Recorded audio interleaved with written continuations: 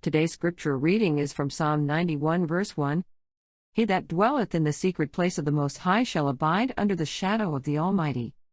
The following reading is quoted from the pen of inspiration, written by Ellen G. White, from her book Early Writings from pages 283 to 285. I saw the saints leaving the cities and villages, and associating together in companies, and living in the most solitary places. Angels provided them food and water, while the wicked were suffering from hunger and thirst. Then I saw the leading men of the earth consulting together, and Satan and his angels busy around them. I saw writing, copies of which were scattered in different parts of the land, giving orders that unless the saints should yield their peculiar faith, give up the Sabbath, and observe the first day of the week, the people were at liberty after a certain time to put them to death.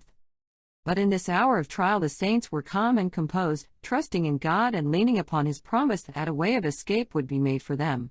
In some places, before the time for the decree to be executed, the wicked rushed upon the saints to slay them, but angels in the form of men of war fought for them. Satan wished to have the privilege of destroying the saints of the Most High, but Jesus bade His angels watch over them. God would be honored by making a covenant with those who had kept His law, in the sight of the heathen round about them, and Jesus would be honored by translating, without their seeing death, the faithful, waiting ones who had so long expected Him. Soon I saw the saints suffering great mental anguish. They seemed to be surrounded by the wicked inhabitants of the earth. Every appearance was against them. Some began to fear that God had at last left them to perish by the hand of the wicked. But if their eyes could have been opened, they would have seen themselves surrounded by angels of God. Next came the multitude of the angry wicked, and next a mass of evil angels, hurrying on the wicked to slay the saints. But before they could approach God's people, the wicked must first pass this company of mighty, holy angels. This was impossible. The angels of God were causing them to recede and also causing the evil angels who were pressing around them to fall back. It was an hour of fearful, terrible agony to the saints. Day and night they cried unto God for deliverance. To outward appearance, there was no possibility of their escape. The wicked had already begun to triumph, crying out, "Why doesn't your God deliver you out of our hands? Why don't you go up and save your lives?"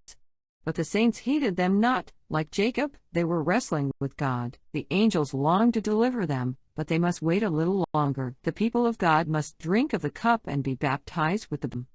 The angels, faithful to their trust, continued their watch. God would not suffer His name to be reproached among the heathen. The time had nearly come when He was to manifest His mighty power and gloriously deliver His saints. For His name's glory He would deliver every one of those who had patiently waited for Him and whose names were written in the book. I was pointed back to faithful Noah. When the rain descended and the flood came, Noah and his family had entered the ark, and God had shut them in. Noah had faithfully warned the inhabitants of the antediluvian world, while they had mocked and derided him.